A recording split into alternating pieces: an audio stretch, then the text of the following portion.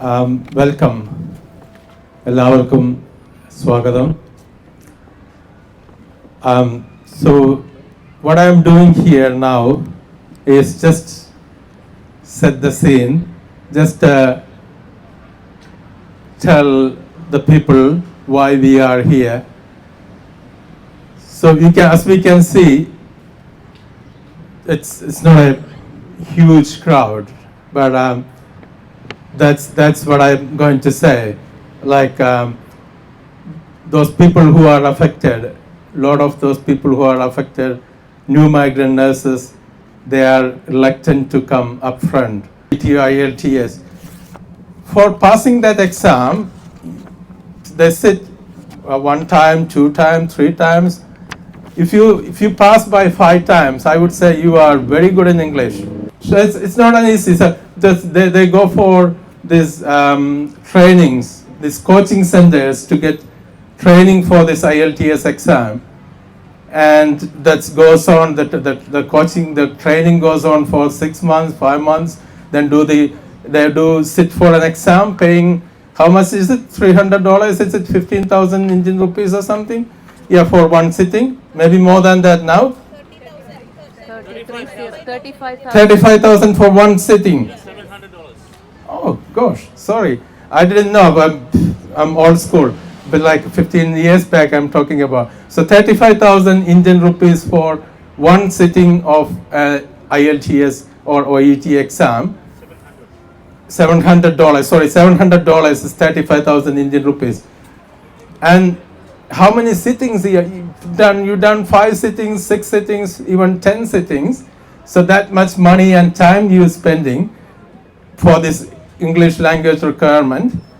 After that, it goes to CGFNS. Is that right? You apply for the registration. So you start the process with the CGFNS. So they will ask you 100 of documents. Once you send one document, they will say, oh, this is not in the right format, I want that. You want the original from the school, from the college you studied. So it takes ages to do that process. And even after all these documents are submitted to CGFNS, how long would it take to get your clearance? 3-4 months after submitting all the documents. Then once you get that clearance, then it comes to the nursing council. So then you got the login to the nursing council, then you apply for a decision letter. And at the moment the waiting for decision letter is 5 months, maybe more than that, 4 months. They even in the website they says 4 months. So they do that process, apply, then you get the decision letter. So they get the decision letter, and on the decision letter, or if it's a soft copy, you would say, or click on the link below, and you will see. So the decision letter is actually inviting these CAP nurses, come here to New Zealand and do the CAP program to get the registration. So then there will be a link, click on the link, you will see the CAP providers and get some placement there. So they click on the link and find these CAP providers, a huge list of, maybe not a huge, maybe 10-15 CAP providers, and you rank them or you email them asking, can I get a place? So their answer will be, we are fully booked for 2 years or something like that. So you're waiting for 2 years if you are waiting for a seat. So then you come here, do this CAP program, you get some people fail, and if you pass, you get after completing the CAP program, how long is the waiting for getting APC? More than a couple of months these days? Yeah, take more than a couple of months to get the APC. And then when you get the APC, normally it's a time to celebrate because you've gone through 3 years.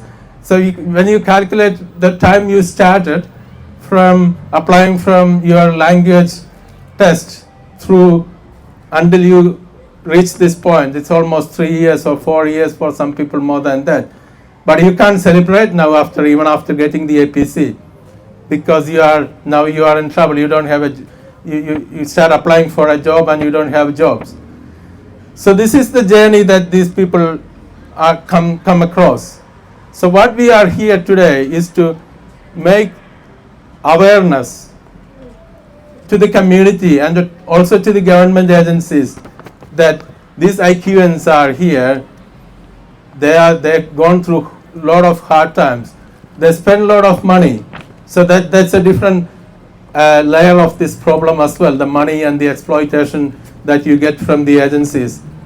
So this process, when this process is so long and so hard, so these agencies tell them that, oh, we will help you, come and join us, we will help you to go through this process.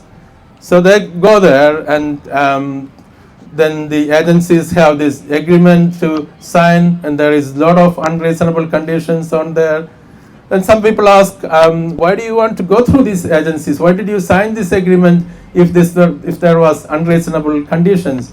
Didn't you read this? Yes, we read that. Was there any choice for these people? No, because as I said earlier, these CAP providers don't have any place, any seat, but the agencies, they say we have seats. So where did they get these seats from? The CAP providers doesn't have seats, but at the same time, for the same CAP providers, the agencies do have seats.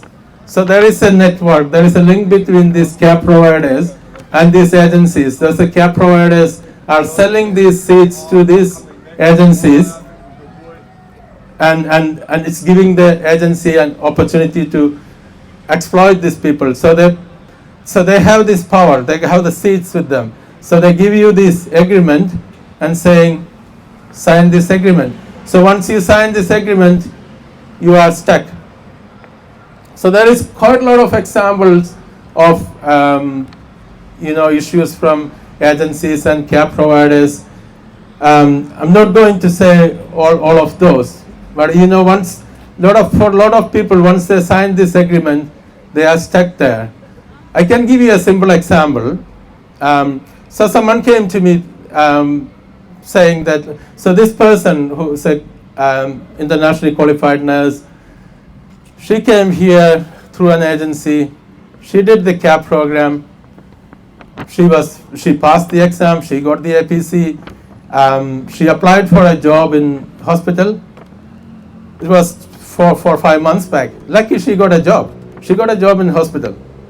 She got this offer letter, and this nurse contacted the agency asking them, can you please apply for a work visa for me? I got this job offer. I'm sending this job offer to you. Can you apply for a work visa? They didn't get any. She didn't get any reply.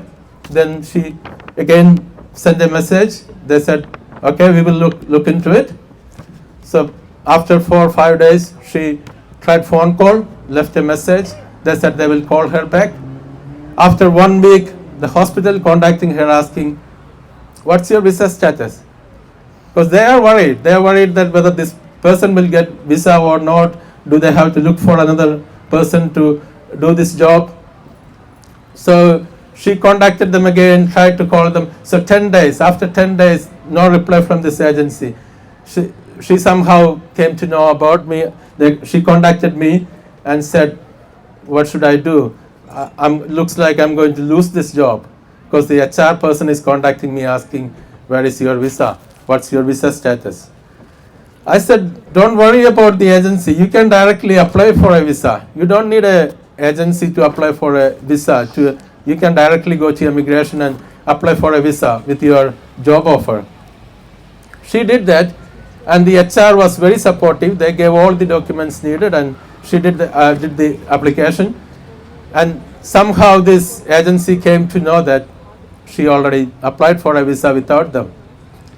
So then here comes this threatening message. I have that message on my phone, but I'm not going to play it. But I got that message on my phone. So what this agency person was saying to this nurse is that this is ridiculous. This is wrong. What you did is ridiculous. You applied for a visa by yourself. You should not be doing that. So what I'm going to do is I'm going to contact your employer, saying that you are dishonest, you are not good for employment, and I'm going to contact the nursing council saying that you forged these documents, even the fund that you given in India was not right. I will tell all this to nursing council and you are going to lose your registration. So those kind of threatening. So what did the poor nurse did? She applied for a visa direct because she couldn't get a reply from this agency. So that's how you are stuck. Those people these agencies are doing things like this. So what are we asking? So there are a lot more to these problems. If I can talk for hour and hour about these problems because I hear all these stories from people contacting me about these issues. So what am I asking? What are we, Kerala Association of Palmerston North and NZNO, doing this? What are we asking from government or from agencies here, from the authorities here? One thing we want is the awareness. Awareness is in two levels. One level of awareness is the awareness to the government agencies, the employees, the rest home people, or whoever is employing these people, these IQNs. When these IQNs sit in front of them for an interview, they should understand that this IQN's journey was so hard. They should understand that these people are not just like came in 1 day or 2 and they just got the registration. They had this hard journey. So they need to support these people. This is the dream for these IQNs. This is their passion. They tried 3 years or more. They spent quite a lot of work. They've done quite a lot of hard work and spent a lot of money to get here. So we need to support them. So the employees or the whoever is doing the interviews. So I'm trying to send this message to them saying that you need to support these people to do this job. They are very skilled nurses. So the other level of awareness I'm wanting to happen, we want to happen is the awareness to the overseas, like where the recruitment happens. The awareness that the situation here is not that easy. You know, when people come from overseas, they can come prepared for it. Because the sad side of this story is these nurses can't go back to their country. So some people will ask, oh, they didn't get a job. Can they not go back? They cannot. Some nurses, they were working in Middle East. They had a good job. They were doing okay there, and then they hear these good stories, colorful stories about New Zealand from these agencies. And also, we all know living in Middle East, the family situation is not that good.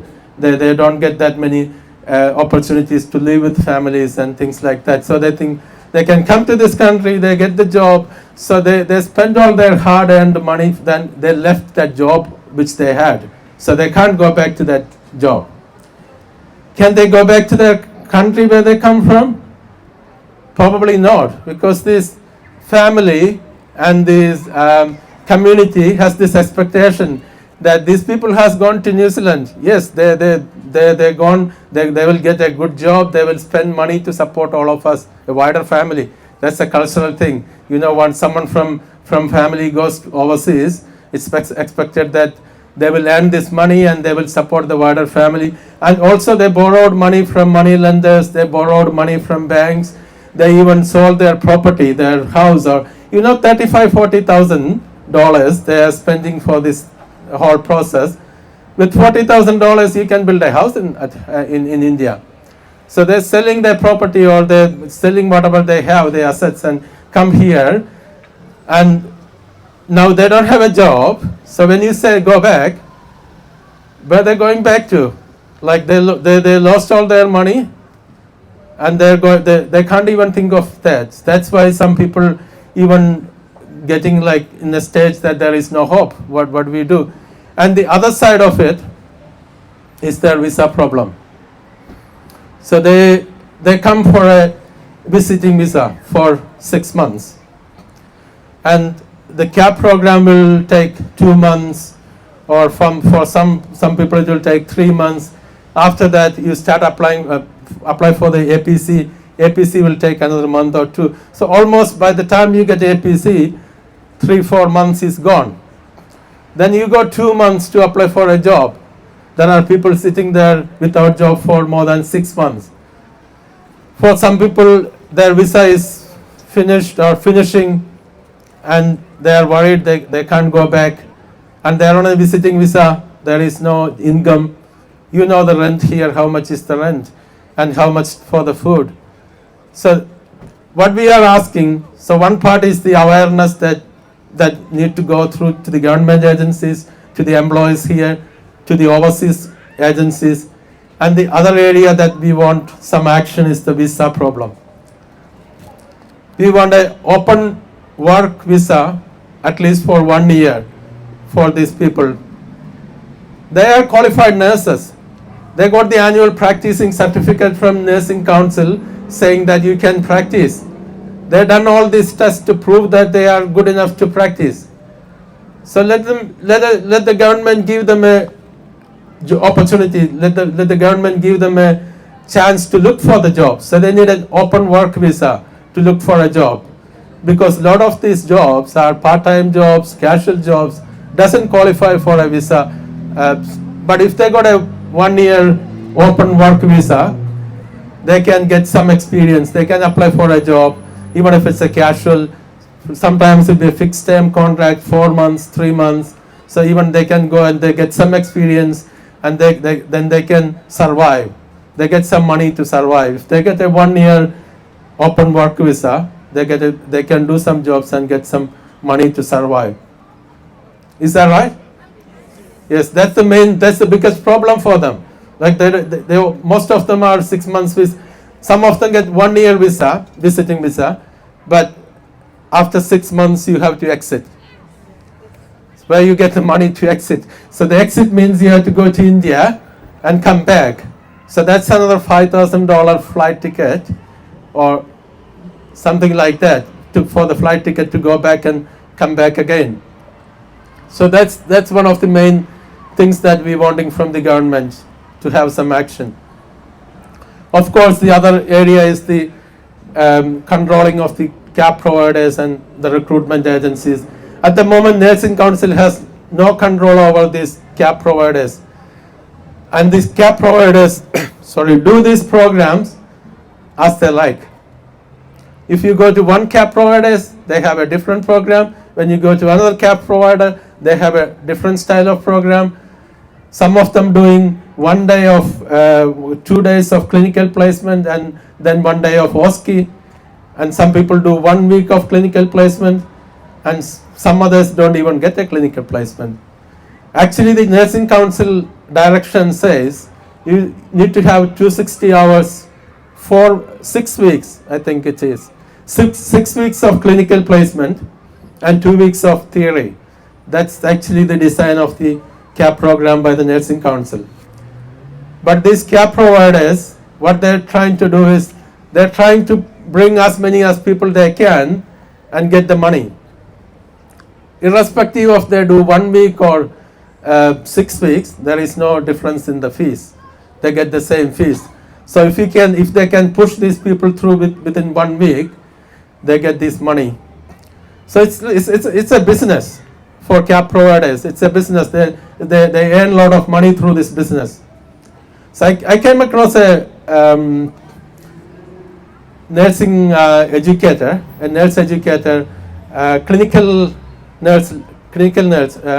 lecturer who support these CAP placements. So I asked her, she didn't know what my other role as an NZNO or direct board member or anything. I just asked her, what you do? She said, I'm a clinical lecturer. I know a lot of Indian nurses. I'm supporting them. I work for this CAP provider. And I asked her, so how many people you are supporting? How many nurses you work with? She said, normally like 150 to 300. I couldn't believe. 150 to 300 students for one clinical lecturer.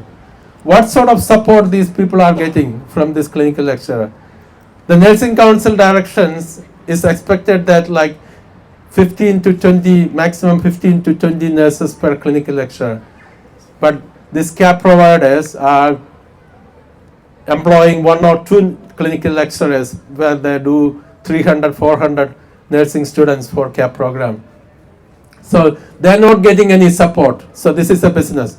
So what we are asking is the nursing council to have some sort of control. They at the moment absolutely no control over these CAP providers. They do whatever they like, and also they're forging some documents. I saw some people, someone came with this proof that they're given only 1 week placement, but then when they signed the document they were asked to sign, they did 260 hours. So there's quite a lot of things like this happening in this area. So we want some action from the government, from the nursing council to help these people. As you know, you may have done this survey that Kerala Association of Palmerston North has recently done 2-3 weeks back. They sent this form asking nurses who hasn't got a job to register. So there was almost 400 registrations. But there are a lot of people who hasn't registered in this form. So there is more than 500 nurses sitting here in New Zealand without jobs. They are very skilled nurses, they got good experience, good skills, but they're not getting any jobs. So we are asking these employers to employ this. There are still vacancies. You can see vacancies advertised, but they're not getting it for some reason or other. So that's all our request to the government, to do some actions to help these people, and also to support these people as with the work visa and employment. That's we are aiming for with this rally. I know there might be, we asked few people to come forward, and I'm sorry I took a bit long. I was talking through this because there is like bit of reluctance for the students to come and talk about their story. They're worried that if it goes to the media or if it goes somewhere, they're thinking they will be in trouble because it's a huge network there. The agencies will track you down. You'll be in trouble. They're thinking like that, so they're not coming forward to talk. So that's why I had to talk long about all these stories that I hear. So thank you very much for coming here. I'm happy that we have our NZNO president and Daniels here to support us. She's been always very supportive with migrant community.